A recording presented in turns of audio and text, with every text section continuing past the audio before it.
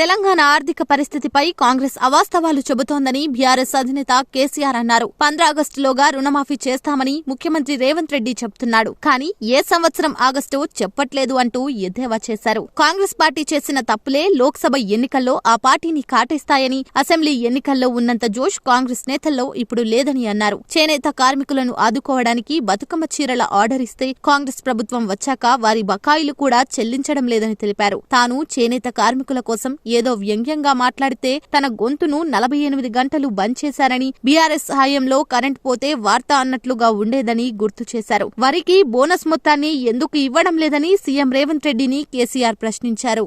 ఇప్పుడు మళ్ళీ ఆగస్టు 15 తెలివిగానే ఏ సంవత్సరం ఆగస్టు చెప్తలేడు. ఇవన్నీ అయ్యాక అర్థమైతలేదు. అది ఏ ఆగస్టు అర్థమైతలేదు. నేను ఆగస్టు అన్నా కదా, వచ్చే సంవత్సరం ఆగస్టు అంటారు రేపు. అప్పుడేం చేయాలా? ఇటువంటి అనుమానాలు నేను చెప్తున్నా కాదండి. నేను సాయంత్రం పూట వెళ్తుంటాను. ఎందుకంటే బాగా 46-47 డిగ్రీలు ఎండ ఉండే, ఇంట్లో కూర్చునే ఇంత భరించరాకుండా ఉండే.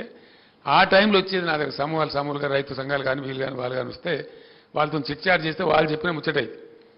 నాకన్నా కూడా వాళ్ళు ఎక్కువ అడ్వాన్స్ ఉండరు. నేను ప్రతిపక్ష నాయకుడినైనా వాళ్ళే అనుమానం వ్యక్తం చేస్తారు. సార్ ఈయన ఆగస్టు అంటుండే, ఏ ఆగస్ట్ సార్ అని నన్ను క్వశ్చన్ చేస్తే మీరు ముఖ్యమంత్రిని అడుగురా బాబు, నన్ను ఎందుకు అడుగుతారని నేను చెప్పిన.